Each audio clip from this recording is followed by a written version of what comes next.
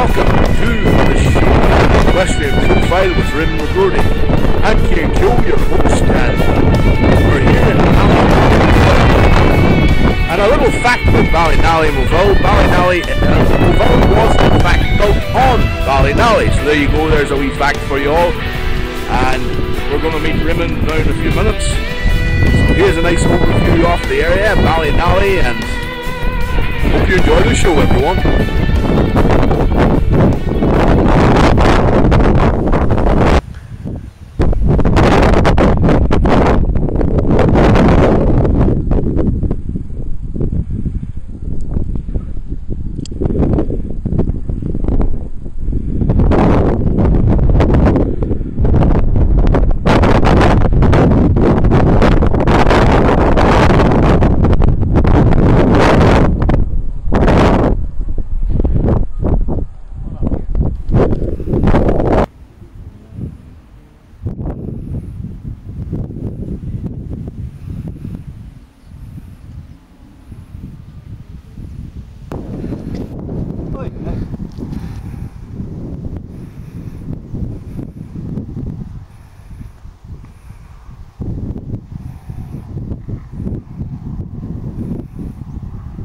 Hello everyone and welcome to this documentary that I'm doing now on Raymond Mcgroarty, who is a horse and pony breeder here in Ballynally in Moville. How are you, Raymond? Grant, thanks, Kieran. Yeah. Raymond, how did you get into this in the first place, the horse and pony business? Well, we always kept pony horse around for a long number of years, but then I started to breed Connemara ponies. Right. And I bought young stock from Dr. Luke up in Ballyshannon. Okay. And,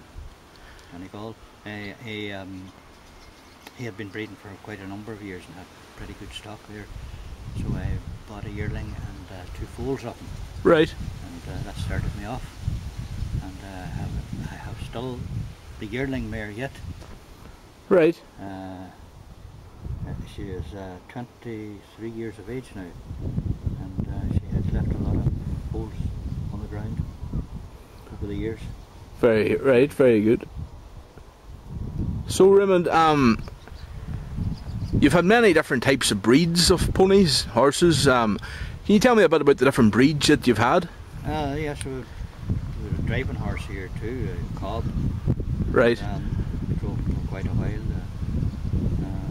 down the roads here locally, and we went to some of the drives in Northern Ireland, Castleberg and a few of those places. Actually your father went with me too, some good times driving them around, you know. Right, yeah. So when it got kind of busy and dangerous, so we decided to send them on, sold them on. Okay, yeah. That was a lovely animal. I remember Bob the cob. That's right. It was good fun going out with him and the pony and traps. That's right. So as far as this house beside you here, this is one of your the place where you store your stuff for the. That's right. We keep the harness there and bits and pieces. It's a lovely old time house, isn't it? Old time cottage. Very nice now. Yeah. Fairly old, I think, you know. Now I'd like to talk a bit about the different events you might have attended, the different shows over the years. You've been to Ballinasloe Fair, different. Ballinasloe Fair, that's right, and down with your dad and your granda, and we spent a couple of 3 days down there back a number of years back. You went down a couple of years, 3 years, didn't you? We were down a couple of years, that's right, we were. So I remember being there myself with you at a stage. Right, we had a great time. We're here now in Raymond's stables and here in Ballynally, Moville, and as you can see the horse box there, and he has really all the equipment that you would need to breed ponies and horses and for the pony driving aspect of it and everything else.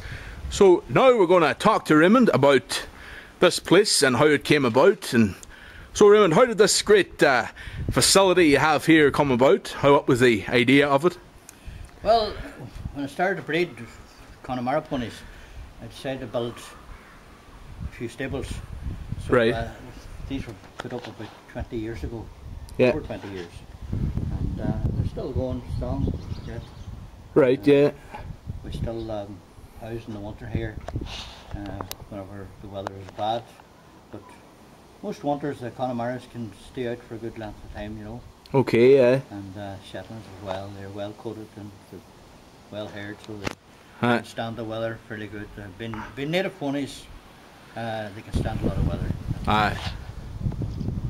As you all know, it is harvest season around this time of year, and Raymond has just got his bales of hay there ready for the bales of straw ready for the months ahead. Can you tell us, Raymond, a bit about when did you get this done, and what was the? Do you get this done every few months, or what way is it? No, I get as much in as it does for the winter, and this has been taken in here today now. Right. And but stored for the winter time, hoping that the winter doesn't be too severe. Right. But we always like to have a cargo on, have a lot in stock. Yeah. We don't run out. And they're big round bales. As you can see, they're yeah. very big, aren't they? They must have been large round bales. They came all the way down. They must have been lifted with a machine, were they? They were lifted with a machine, yeah. And they came in this morning. They're just Aye. and we're hoping to get them off and get them onto the shed. Where did you say they came from? They came from Burt. Right, right. There's a farmer in Burt that does that, does Farmer there? in Burt, we buy off them every year, and John McDermott took them down there this morning. Right. So very good. So it's it'll set you up now for how many months about? Or set me up now for maybe for the year, will it? Most of the winter. Ah, very good. All winter. So we're hoping to get on some sawdust too this week as well. Right. We got a load yesterday, and we're getting another load or two during the week. So it's an ongoing process. So this kind of thing, you're working at all the time with different things, you know, aren't you? Yeah. Yeah. You need the bedding and you need the feeding. Aye. So that you're sure that you'll have enough stock. And you're still going strong with it all. Fair play to you. Fairly strong, yeah. Good stuff, Raymond.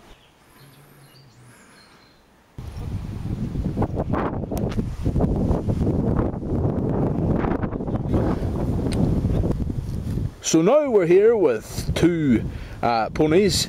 Tell me, Raymond, what are these ponies? Tell me a bit about them. These are two Shetland ponies, purebred registered Shetlands. Yeah. These are ponies that I bred myself, and they're from the stock that I bred over from the Shetland Islands. Okay, yeah. One of them is the cream dun top here. That's a 5-year-old, and the grey pony here is a 3-year-old. Right. 3-year-old, 3-year-old. Right, yeah. Purebred stock.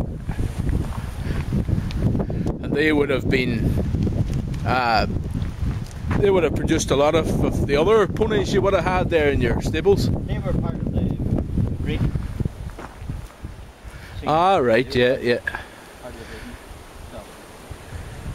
And would there be many people that would breed miniature Shetlands around the area? Do you know, or would there be? Not very many, no. No. Very few. Right. So it's pretty unique then around here. That sounds good, aye. Yeah. The children are wild for the pony foals. Aye. And the foals are really, really small, aren't they? They're like tiny, yeah. They're like dogs nearly. Right. Okay, right. We're here now at the Shell Field in Ballynally, and of course it is one of the oldest fields you have here in this area, Raymond, and it's right beside your yard. And we see that you have a Appaloosa there called Spectacular, and also we've just seen, of course, a standard Shetland called Leader. So Raymond, can you tell us about these animals and tell us a bit about the Shell Field and its history? Yeah, well, the Shell Field is, I don't know why it was named that, but that was the name I got on from my father before me. And it's very convenient to the yard and stables here because right. it's around about the centre of the farm here, and it's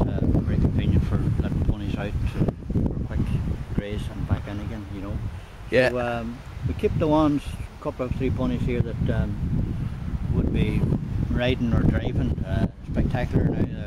Finn, that's my grandson, he's riding spectacular and Right. lessons with her. And the black pony leader, he's a nice wee driving pony. He's a standard, purebred standard. Okay, right. And we drive him in the gig occasionally here too, around the area.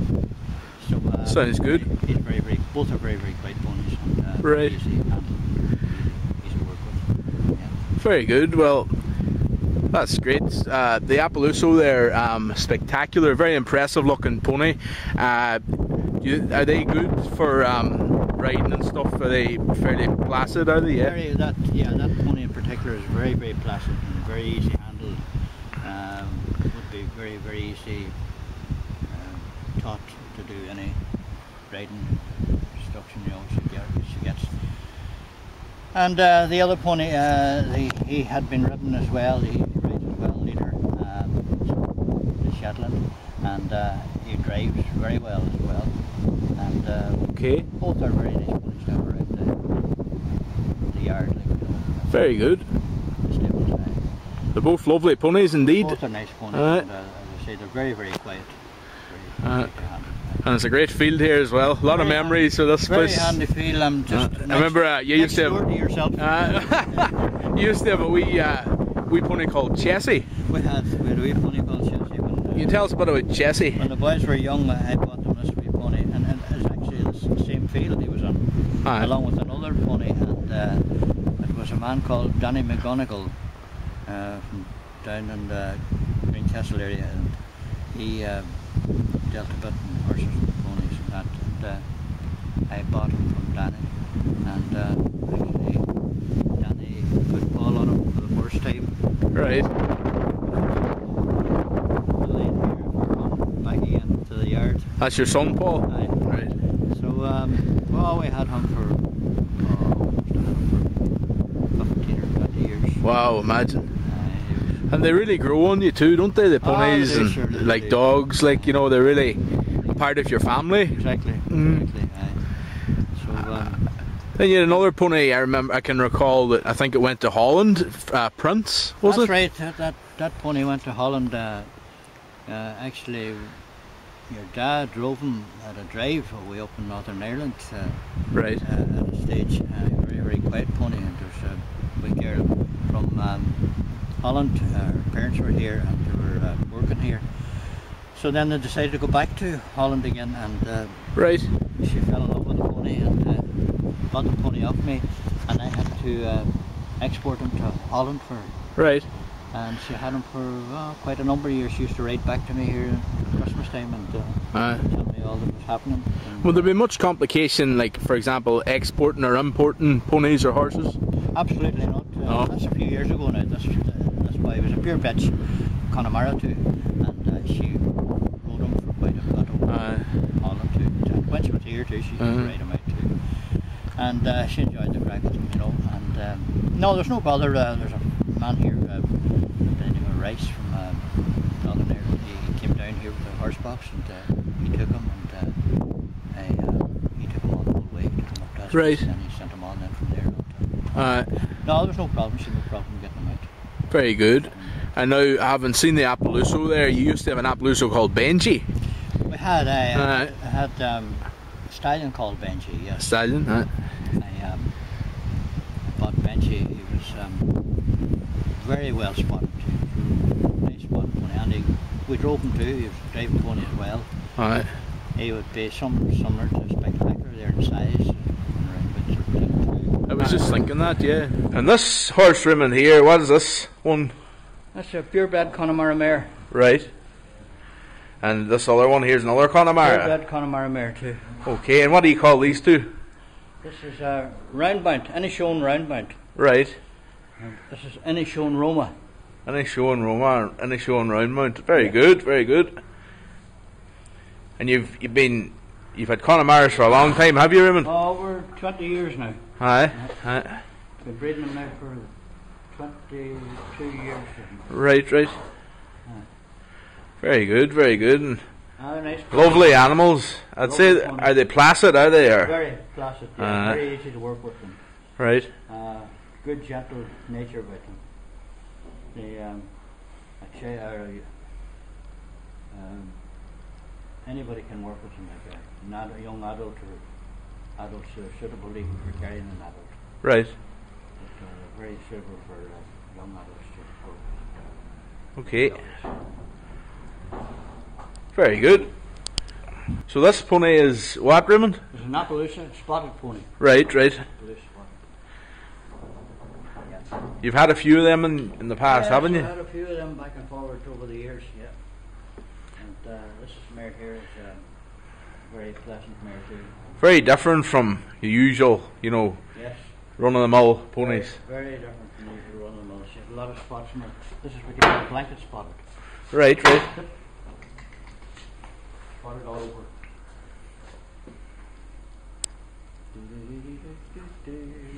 Very nice, isn't it?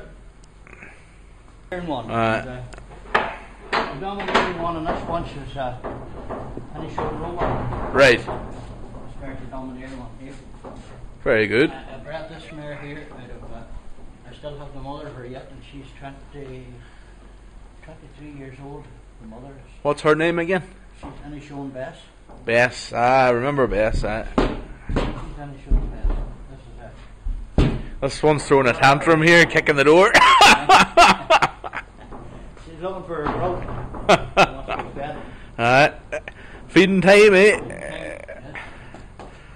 Very good, very nice. I'll start feeding now when you.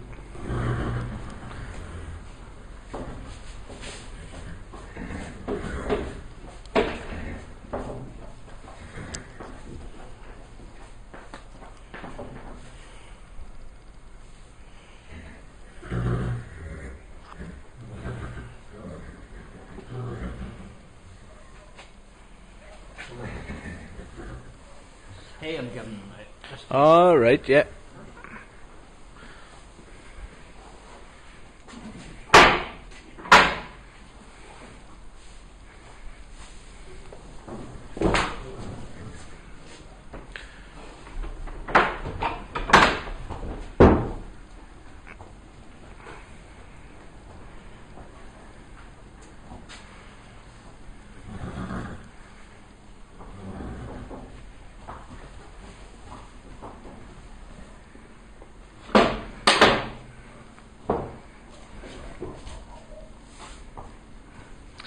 I'll keep him happy for another while. I'll keep them filling up for a while.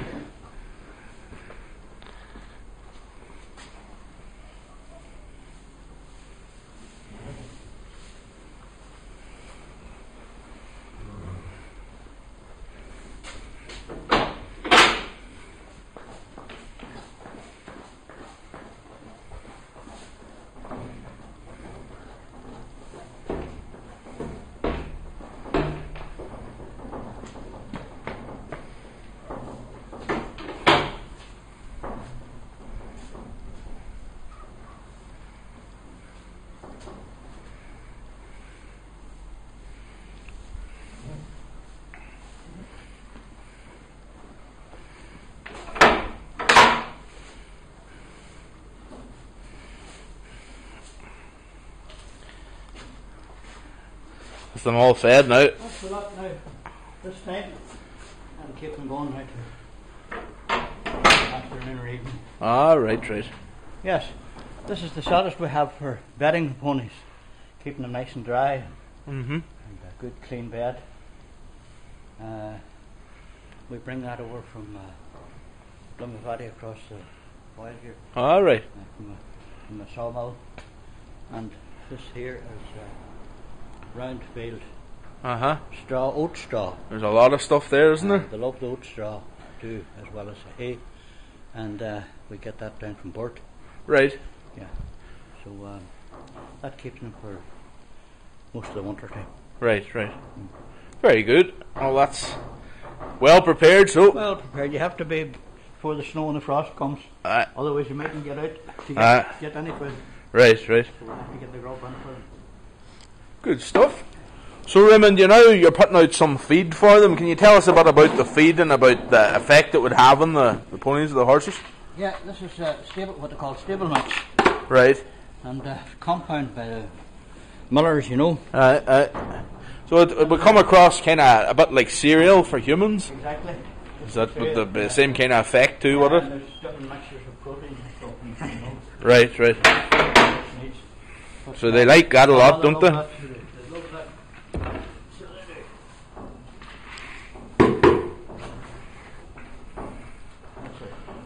Very interesting indeed. Oh, they like that stuff there. I always take a wee higher out to the feed and want to catch them too. Right. So we're going to head out to the field now, and we're going to see a couple of more ponies, and we're going to take some of this stuff to entice them over to the gate, aren't we? That's right. That is right.